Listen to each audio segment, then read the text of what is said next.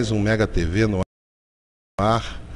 Estou aqui ao vivo com Lucas Gomes Arcanjo, o policial mineiro que fez a bombástica denúncia, né? E ele vai bater um papo com a gente aqui. A denúncia que ele fez bombando pela internet, né? O pessoal que puder, Mega TV já está ao vivo. Ok, já coloquei ali.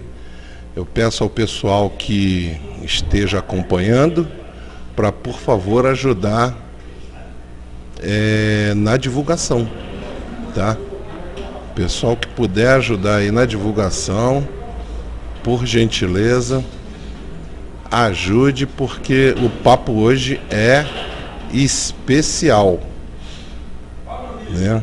Por questões óbvias de segurança, nós só divulgamos em cima da hora, né? Deixa eu ajudar aqui. Espera aí que eu vou colocar aqui Eita ferro, por que não tá indo?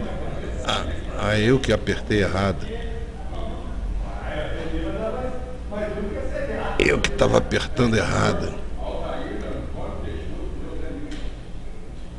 Um segundo que nós já vamos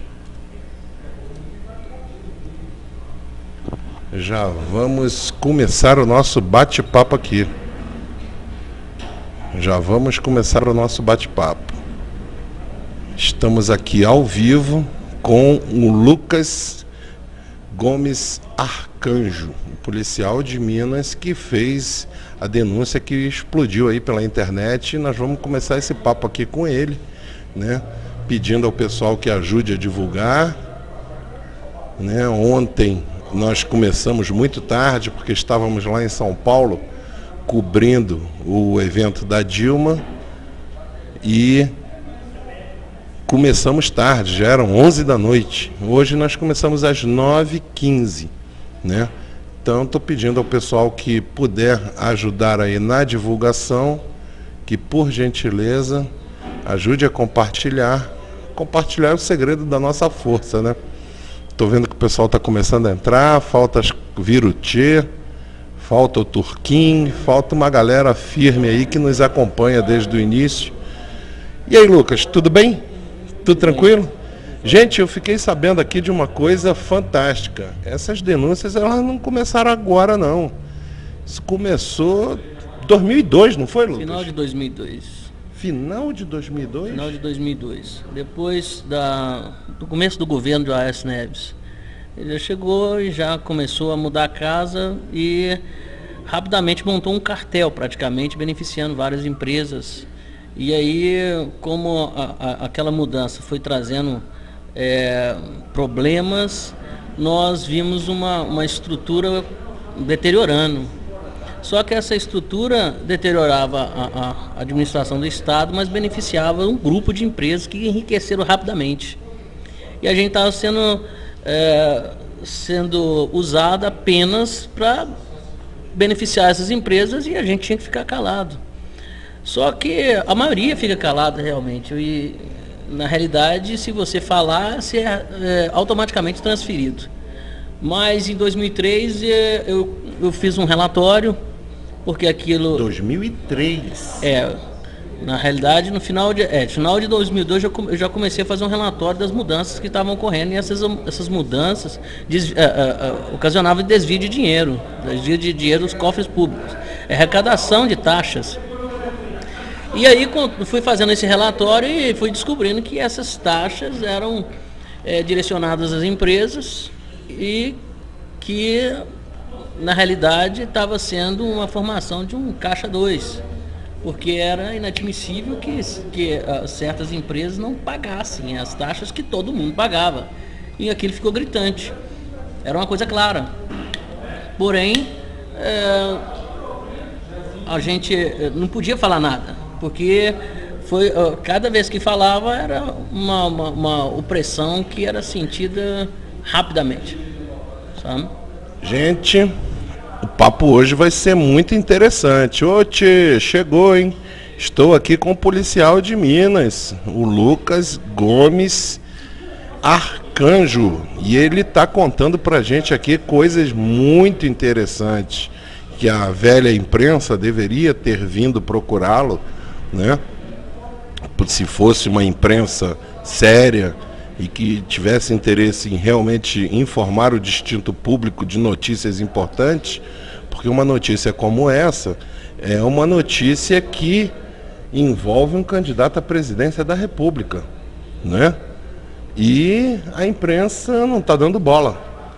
Não está dando bola, mas Mega TV veio aqui atrás, fizemos um esforço, estamos aqui ao vivo, hoje é dia 21 de outubro, são 21 horas e 21 minutos, o pessoal está chegando, olha aqui quem já chegou, a Franzinha, dando boa noite, Gabriela Vivâncio, Bebum, Cachaça Neves, quem mais? A Márcia Moraes também chegou, ciclista de rua, Tchê, grande Tchê, Helme Magno, Cirlei Lima, Itamar, Japa, Geraldo Chaves e Fátima Lima. Vamos que vamos aqui continuando o papo com o policial de Minas, o Lucas Gomes Arcanjo, que está contando aqui pra gente.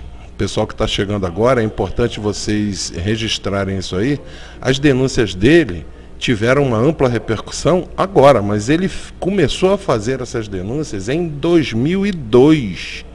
Isso é muito importante que o pessoal saiba.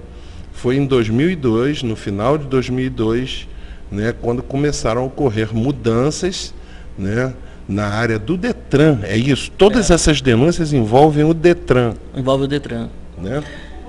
E em 2003, ele baixou um decreto beneficiando empresas particulares, locadoras de veículos, e essas empresas particulares elas começaram a enriquecer rapidamente, porque os subsídios beneficiavam a cada 3 carros, elas ganhavam um praticamente. E o que acontece? Toda a estrutura foi direcionada para golpes de seguro e golpes para golpes de venda de carros novos sinistrados. Então, isso foi ocasionando vários problemas. É até complexo de explicar aqui, porque é difícil de entender, né? As pessoas não vão entender a sequência, mas isso ocasionou vários problemas de recibos lavados, de venda de documentos em branco, o golpe mesmo da locadora de não vender o carro nos 6 meses, vender antes dos 6 meses, desses subsídios ser usados simplesmente para poder juntar o caixa, porque elas compram com subsídio e vendem antes da data prevista. E aí ela vende o subsídio praticamente, ganha o subsídio e ainda ganha na venda do veículo. Então aquilo foi formando um cartel, e o cartel foi aumentando, e locadoras como a Localiza juntaram um caixa de milhões. E isso ocasionou sérios problemas no registro dos outros veículos. Então a gente via que aquilo estava sendo direcionado para um ponto comum, a formação de um grupo onde esse dinheiro era usado simplesmente para desvio. E aí eu fiz um relatório, e esse relatório eu entreguei à Comissão de Direitos Humanos. Mas nesse relatório ainda tinha... Isso no ano de 2003. Isso no ano de 2003. E esse relatório ainda tinha o beneficiamento de empresas como o Palácio de Leilão, que beneficiava desses documentos rasurados e lisos, né, documentos novos, e dessas empresas locadoras de veículos.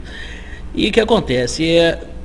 Acabou que uma delegada, o Ministério Público, o Promotoria contra o Crime Organizado, entrou na situação, o relatório, as provas foram elencadas, e houve uma intervenção do Ministério Público no Detran.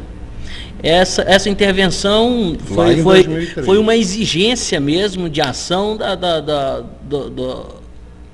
Comissão de Direitos Humanos, porque ficou claro que aquilo estava formando um cartel. Mas o que acontece? O processo foi para o Ministério Público, e aí foi trocando de promotores e de repente o negócio parou, as articulações mesmo políticas, e acabou que eu fui perseguido e o processo não andou. Para mim, o processo foi arquivado. E eu fui afastado para evitar que eu entrasse em contato com aquilo novamente, e pouco tempo depois eu sofri um atentado. E logo em seguida eu sofri outro atentado. Você sofreu 2 atentados? 2003 e 2004. Em 2004 eu fui transferido para um outro município, em Betim. E em Betim eu tomei a chefia do setor, e ao tomar a chefia tomei conhecimento que tinha outras empresas e a Fiat estava envolvida num problema grave, que era motores refúgios. É uma coisa cabulosa. E o que acontece, eu fiz um relatório em relação a isso, porque eram milhares de pessoas que estavam sendo lesadas, e por incrível que pareça, o envolvimento da Localiza com a compra de uma grande quantidade de carros novos, e esses motores refúgios eram inseridos nesses carros e esses posteriormente vendidos. Então as pessoas adquiriam um carro que tinha uma definição X de motor, e na realidade era outro. E esse motor já era para ter sido destruído. Então, o que acontece? Eu fiz esse relatório que estava acontecendo isso e enviei para o Ministério Público da cidade, do município de Betim. Então o que acontece? O promotor Bretz, na época, ele começou a movimentar, e isso veio e eu estou dando uma resumida, porque o negócio é complexo demais. Vem de 2002. E aí logo em seguida foi detectado um grande desvio de motores refúgios e um desvio de verba que era de benefício, e novamente o mesmo problema explodiu. O relatório foi enviado para a Comissão de Direitos Humanos, teve a cobertura do Estado de Minas na época, mas tudo foi abafado e articulações políticas, e eu fui afastado do local, e logo em seguida sofri um outro atentado, mas só que nesse atentado eu tomei 4 tiros e fiquei em coma. Isso foi em que ano, Lucas? Em 2006. Aí isso foi caminhando, e em 2006... acabou que assassinaram um funcionário que trabalhava junto comigo, um colega de trabalho, investigador também. Foi decorrente desse atentado? Foi bem antes, porque ele parecia muito comigo. Ele, as mesmas características, moreno e tal, e nós tínhamos carros parecidos e tal, e quando eu fiquei sabendo que na madrugada ele passava perto de onde nós trabalhávamos, né, que ele gostava de ficar por perto lá, e ele foi assassinado. Então, ao meu ver, como policial, a gente tem uma intuição investigatória, e a sensação é realmente de que ele tinha sido assassinado no meu lugar. Porque logo depois, cerca de 2 meses, eles entraram na minha casa e me alvejaram, e eu fiquei em coma. Tomei 4 tiros, eles invadiram minha casa e tal. E aí teve uma grande comoção. O Estado de Minas também entrou, que tinha um jornalista muito bom, chamava Marcelo Portela. Ele sabe muito bem. Marcelo Portela, se você estiver ouvindo aí, um abraço para você e obrigado por tudo que você fez por mim, porque você me apoiou mesmo sendo amordaçado porque na realidade me parece que ele também foi transferido, porque ele divulgou as notas mesmo, que eu estava sendo perseguido, e que provavelmente era mando mesmo de superiores inconformados, né? E depois disso eu fiquei em coma 3 meses, estou resumindo. Fiquei 1 ano afastado, recuperação, custei a voltar ao trabalho. Quando eu voltei ao trabalho, eu voltei para a Central, para Belo Horizonte. Mais ou menos 2008. 2008, voltei em 2008. Em 2008, eu escrevi livros. Nesses inteirinhos, eu escrevi vários livros. Eu escrevi livros mesmo das técnicas investigatórias em relação a veículos e tal, e que foi usado para vários casos, né, conhecidos aqui, foi usado até para investigação de crimes relacionados a um delegado que foi preso há um tempo atrás, eu esqueci o nome dele, e para achar uns assaltantes de banco que usaram uma caminhonete com uma metralhadora de alta potência. Então, os livros até hoje estão sendo usados, são os únicos livros do Brasil de técnicas de investigação em vistoria de veículo e identificação de chassis. Então, nesse interregno de tempo, eu escrevi esses livros enquanto tudo foi acontecendo. Em 2008, eu estava terminando de escrever o meu quarto livro, mas esse livro era um livro diferente, era um livro mais de conhecimentos históricos.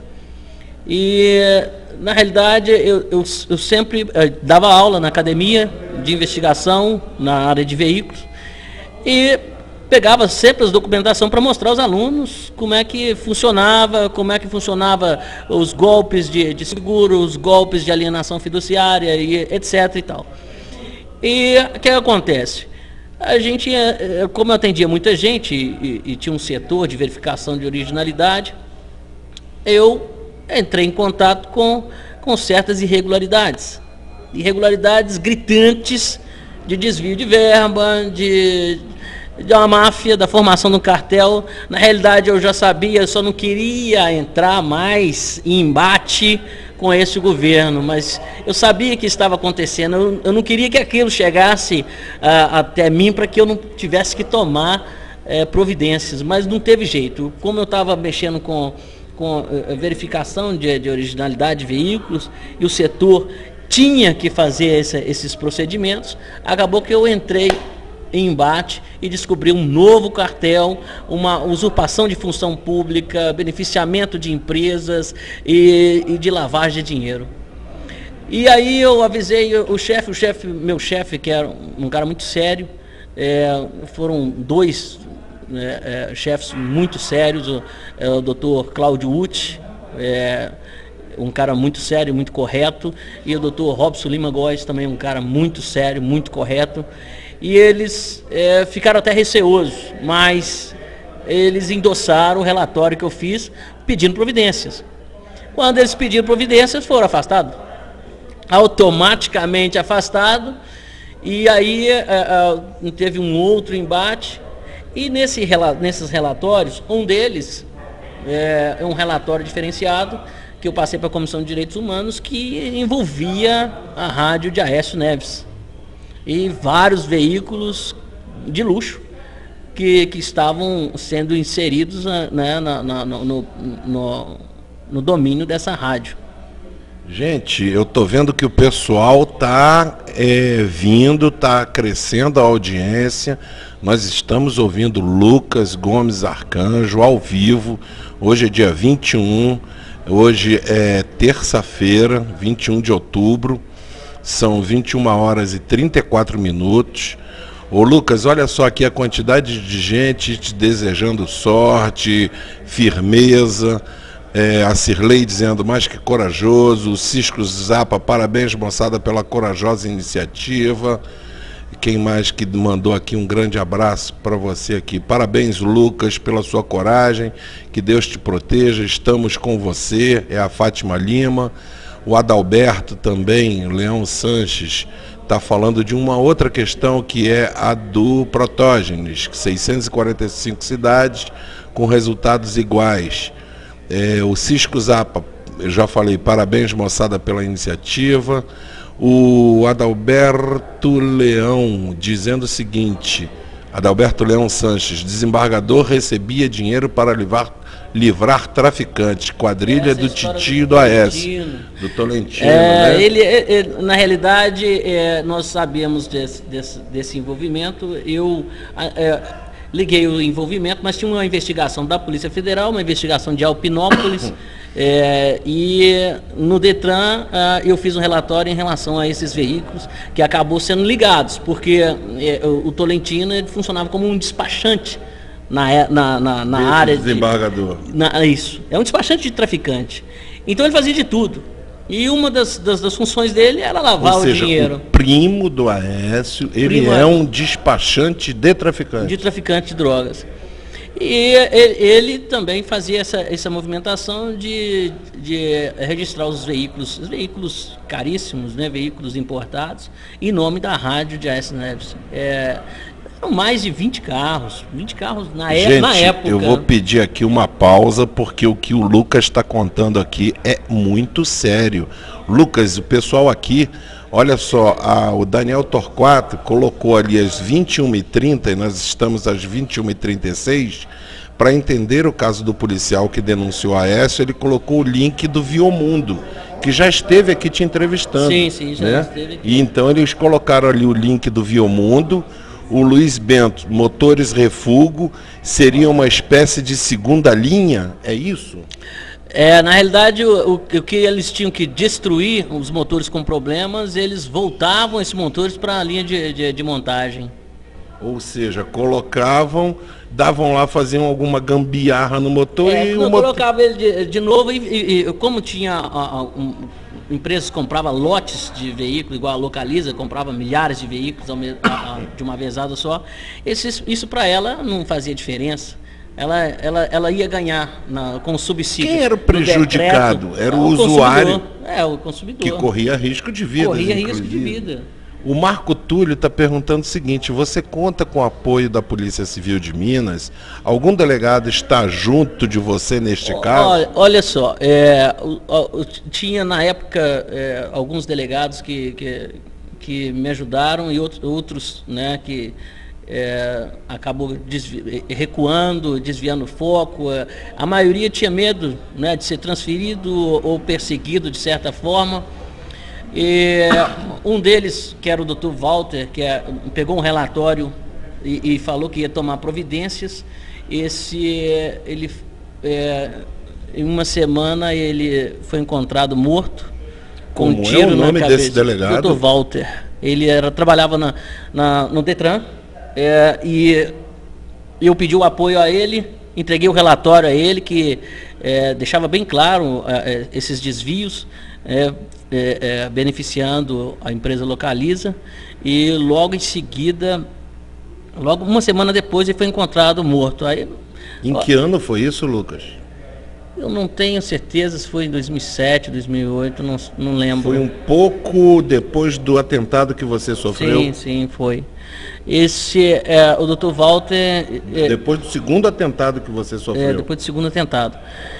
Mas deram como suicídio, e o laudo, acho que foi, eu também não procurei saber, mas ficou uma suspeita muito grande, porque ele foi o único que abraçou a causa e acabou em pouco prazo morrendo. Mas nesse interim várias pessoas morreram. Na primeira denúncia, a Mirtz, que era uma pessoa ligada à delegada Maria Antônia, que foi denunciada na época, foi assassinada com 2 tiros nas costas. Depois disso, o Salvador, que trabalhava comigo também, foi assassinado com um tiro na cabeça.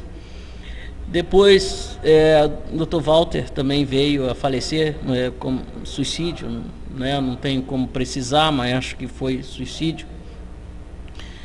E alguns acontecimentos, né, graves que foram sequenciais, né? E eu também sofri atentado. Vários, né? E o último quase que me levou embora.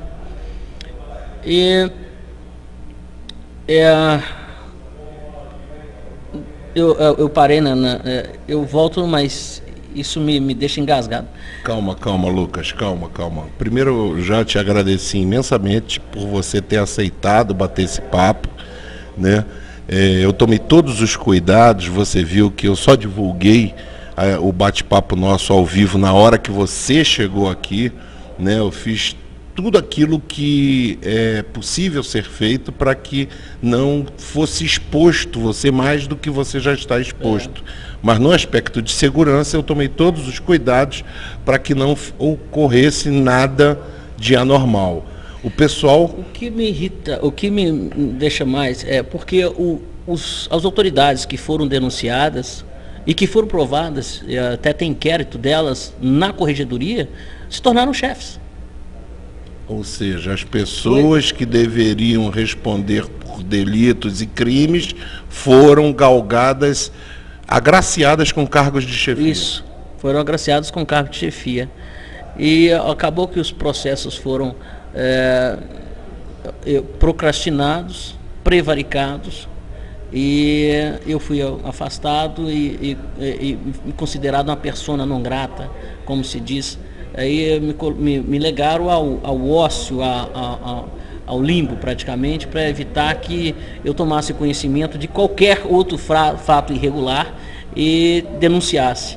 Lucas, por isso que você então procurou o campo da política? Por isso que você buscou era uma blindagem política e saiu candidato? Na realidade, eu me candidatei para mostrar, para ter a possibilidade de demonstrar tudo que eu denunciei e tudo que eu passei.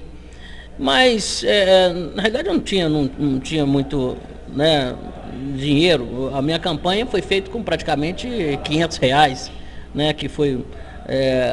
mas, na realidade, eu só queria mostrar o que estava acontecendo. Então, eu não poderia panfletar, como policial, panfletar a denúncia na região, mas como candidato eu poderia. Entendeu? Entendi, ou seja, foi uma blindagem que você encontrou para que eu pudesse divulgar publicamente as informações que tinha, porque as pessoas não sabem, nas entrelinhas, todo o andamento do processo. Tinha processo de apenso de 30 quilos. E eu fui chamado N vezes para ratificar aquilo. Mas, na realidade, era para procrastinar, porque eles não tomavam providência. Ou seja, no linguajar popular, para empurrar com a barriga para arquivar e perder a validade do processo. Isso, para prescrever. Na realidade, era para prescrever. E o que acontece? O cartel continua. Ainda está nativa hoje. Não, aqui, quando você entra no meu Face e que tem lá, eu denunciando lá na Assembleia Legislativa, numa audiência pública, tá minha cara lá, tá do secretário de Defesa Social. Na sua página no Face, Lucas Gomes Arcanjo. Isso, lá na capa lá, tá lá uma foto minha, e tem o presidente da Comissão de Direitos Humanos e o diretor do Detran, hoje atual chefe de polícia. Eu estava denunciando todo o procedimento lá. Estava denunciando e tinha várias vítimas, com a presença de várias vítimas. Isso foi em 2010. E mesmo assim, ainda denúncia de lavagem por narcotráfico. E mesmo assim, o governo conseguiu blindar toda a denúncia, me afastar e empurrar com a barriga e abafar todo o procedimento.